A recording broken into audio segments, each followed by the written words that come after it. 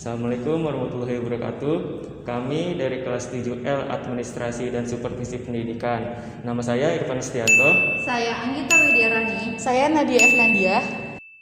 Kami akan melakukan wawancara mengenai supervisi pendidikan yang terdapat di SMA Kemala Bayangkari 1 Jakarta. Assalamualaikum warahmatullahi wabarakatuh. Waalaikumsalam warahmatullahi wabarakatuh.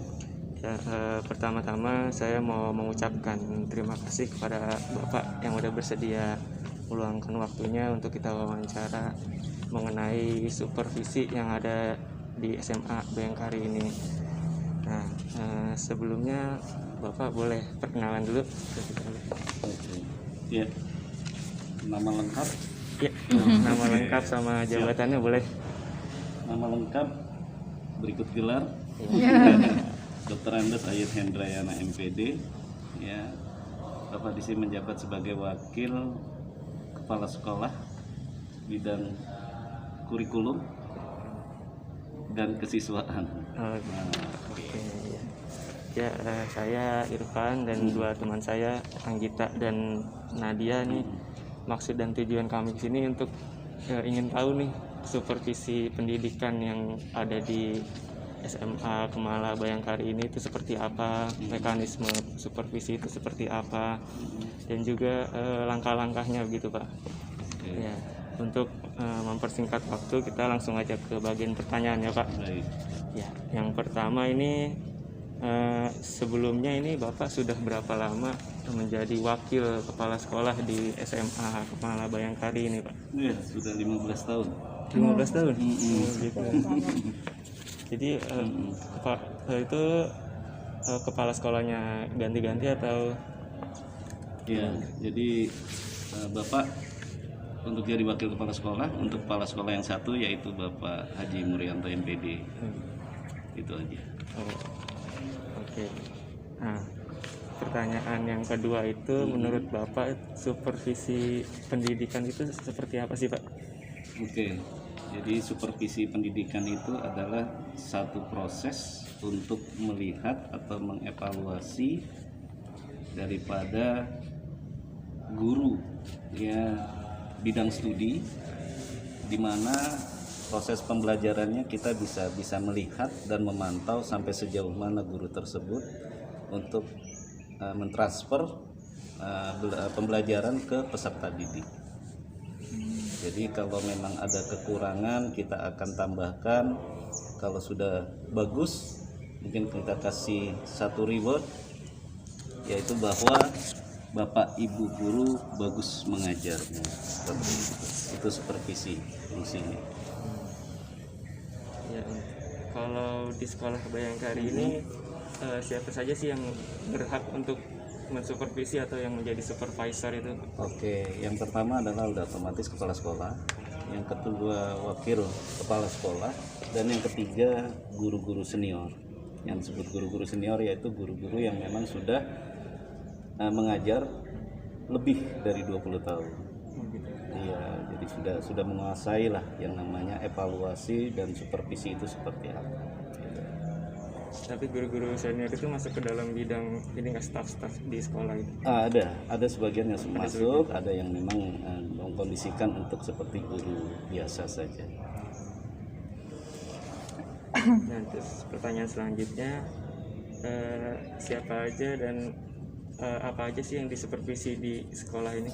Iya, jadi kalau yang disupervisi, yang pertama yang mengenai proses daripada pembelajaran guru tersebut ke peserta didik, yang kedua mengenai RPP-nya, RPP dari guru-guru tersebut sesuai tidak apa yang ditulis di RPP dan yang diajarkan ke peserta didik. Itu aja. Kalau selain guru gitu di sini fasilitasnya juga disupervisi atau? Kalau fasilitas biasanya kami di sini ada yang mensupervisi, ya, yaitu dari pihak dinas, ya biasanya untuk infrastruktur, sarana prasarana dan sebagainya. Tapi tetap dari dinas tersebut memberi satu data yang memang kita harus melengkapi di sekolah itu ada seperti itu. Jadi list-listan untuk di checklist gitu ya. Betul, cocok. Nah, dalam melakukan supervisi ini rentan waktunya itu berapa kali sekali, setahun sekali atau per semester gitu? Kita per 3 bulan.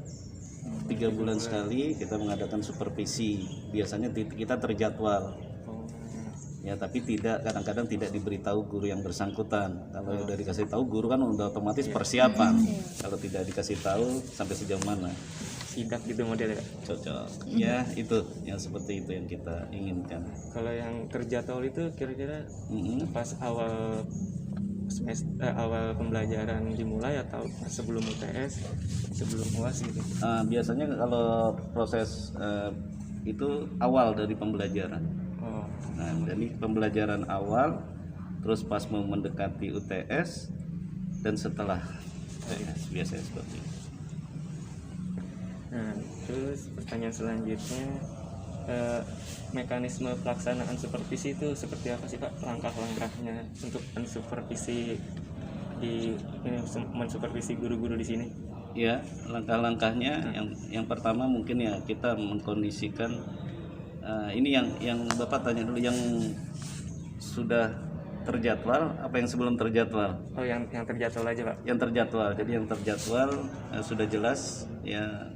Pertama, Bapak Ibu guru tersebut melihat jadwal, dia dikondisikan di bidang studi apa, harinya terjadwal hari apa. Mereka sudah mempersiapkan. Satu yang harus dia siapkan yaitu RPP, terus media-media pembelajaran yang dia gunakan, guru yang bersangkutan, terus kira-kira peserta didik yang mau dikondisikan di dalam pembelajaran mau seperti apa, entah itu dia bersifat diskusi atau hanya ceramah aja, atau mau menggunakan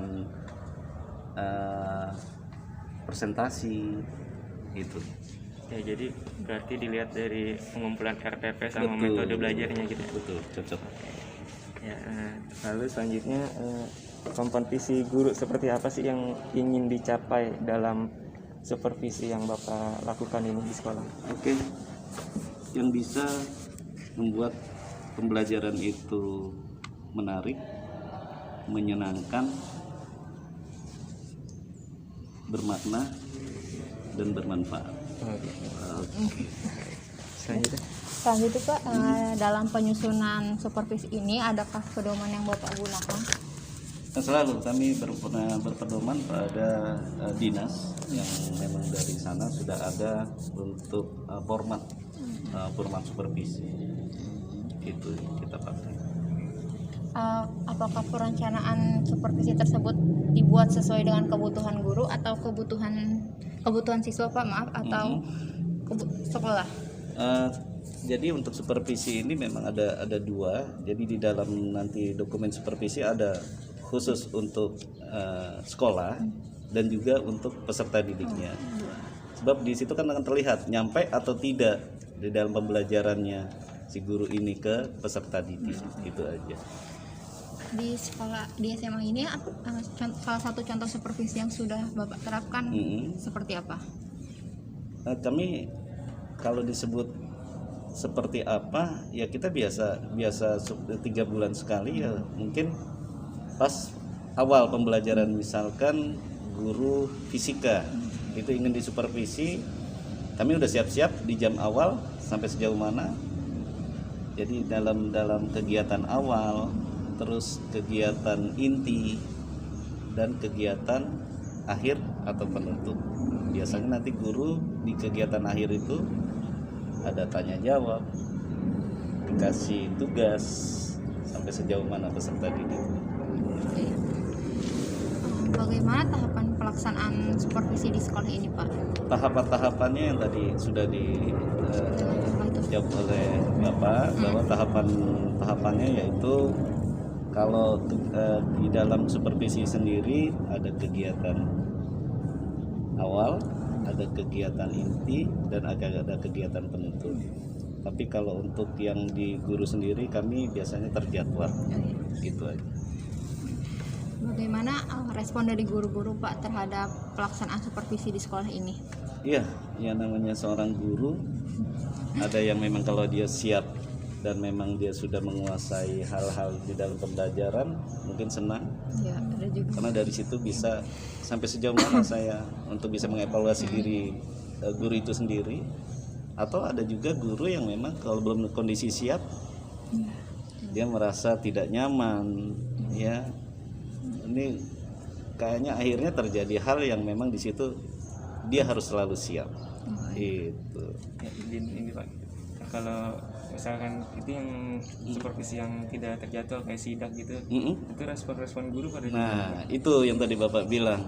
Berarti kan posisi mereka belum siap. Iya. Tapi kalau memang guru sudah terbiasa dengan mengajar baik, terstruktur, ya ada kegiatan awalnya baik, kegiatan inti, kegiatan dan ada interaktif, itu nggak ada persoalan.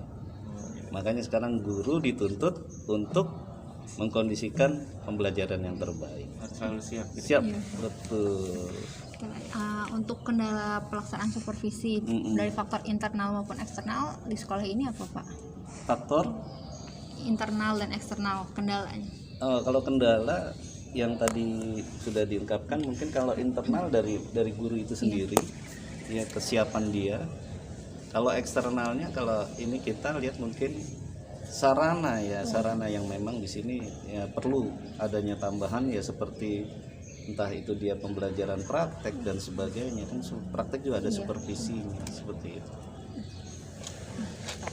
Kalau untuk faktor-faktor yang mendukungnya sendiri itu seperti apa Pak? Faktor Mendukung. ya otomatis di sini faktor yang mendukung di dalam supervisi banyak hal. Yang pertama peserta didik. Kalau peserta didiknya respon dengan kondisi, terjadilah satu interaksi yang bagus. Sebenarnya itu tergantung dari guru yang bisa mengajar di depan. Kalau gurunya bisa dengan mengkondisikan yang terbaik, ya insya Allah peserta didiknya pun akan ya mengkondisikan dengan yang terbaik juga. Untuk tindak lanjut dari supervisi itu seperti apa Pak? Biasanya setelah supervisi kita di situ ada evaluasi ya. Nah, evaluasi kita ngobrol dengan guru yang bersangkutan. Akhirnya kita bilang kekurangannya di mana, ini yang perlu diperbaiki nantinya. Kalau bisa tidak terjadi hal seperti ini, akhirnya terjadilah proses perbaikan. Ya insya Allah semuanya akan menjadi baik. Berdasarkan hasil evaluasi tadi itu menurut Bapak sejauh mana sih pencapaian perencanaan yang udah Bapak rencanain dalam supervisi yang Bapak lakukan? Oke, karena kita di sini sama-sama ya, Bapak pun tahu kondisi teman-teman yang lain. Ya dulu pun mungkin Bapak seperti itu, ya seperti teman-teman yang lain juga, ya kebenaran sekarang dikasih amanah untuk bisa mengayomi teman-teman yang lainnya. Ya di sini Bapak kalau disebut persentasenya ya sudah mungkin 90 sampai 95 sudah oke gitu. Iya. Semakin meningkat. Betul. Nah, terus adakah feedback yang Bapak berikan kepada guru yang sudah disupervisi gitu Pak? Ya, biasanya kalau feedback yang tadi di awal juga Bapak udah bilang, biasanya kita kalau yang terbaik kita kasih reward. Oh, reward. Yang memang kurang biasanya kita kasih semangat lagi, kita kasih contoh seperti apa tuh untuk pembelajaran yang baik itu seperti apa. Misalkan ada seorang guru yang memang sudah bagus, kita berikan dia masuk ke dalam kelas tersebut, dilihat oh cara mengajar seperti ini gitu. Nah, untuk kendala dalam evaluasi supervisinya itu ada nggak Pak? Kendala? Iya, dalam evaluasinya. Ya mungkin di sini kadang-kadang kan kita sudah terjadwal, ternyata kemungkinan ada hal itu dari yayasan, itu yang buat kendala, jadi hal yang mendadak gitu. Iya, terjadi perubahan jadwal.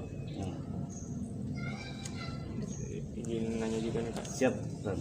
Nah kalau itu kan yang kita tahu pas sebelum masa pandemi ini ya. Betul. Jadi supervisi berjalan dengan lancar. Cocok.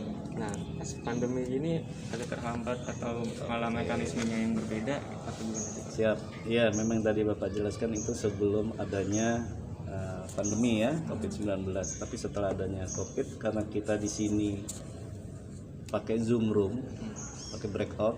Jadi kita tidak ada kesulitan. Jadi guru sedang mengajar, tiba-tiba kami masuk. Oh, masuk ke breakout. Iya, masuk ke room tersebut dan kami melihat sampai sejauh mana. Nah, ternyata terjadi interaktif. Itu keren. Kami langsung nggak lama kami akan panggil Bapak Ibu guru tersebut. Kita akan bilang bagus untuk mengajarnya. Jadi malah bisa langsung di ini ya. Bisa langsung. Gimana gitu. Iya, bisa langsung itu bahkan lebih enak untuk supervisinya dibandingkan sebelum pandemi sebenarnya ya. Tapi ini nanya juga dari pihak yayasan itu turut campur tangan nggak? Oh iya, sudah otomatis di situ juga kan terkait dengan sarana prasarana, terus terkait dengan kinerja daripada Bapak Ibu guru. Otomatis di situ kan terlihat kalau memang baik, kinerjanya baik, yang tadi reward akan datang dengan sendirinya. Gitu. Ya, jadi mungkin itu aja Pak pertanyaan tentang supervisi dari kami. Nah, saya juga mau mengucapkan terima kasih banyak nih mewakilkan teman-teman saya pada Bapak yang udah ngulangin waktunya. Jadi ini cukup sekian dari wawancara dari kami Pak. Oke, Bapak juga atas nama SMA Bayangkari banyak terima kasih. Yang mudah-mudahan ini bisa mendorong teman-teman di mahasiswa UHAMKA ya untuk lebih semangat lagi bahwa pendidikan kita harus maju. Oke, itu aja. Terima kasih. Terima kasih. Sama-sama. Oke.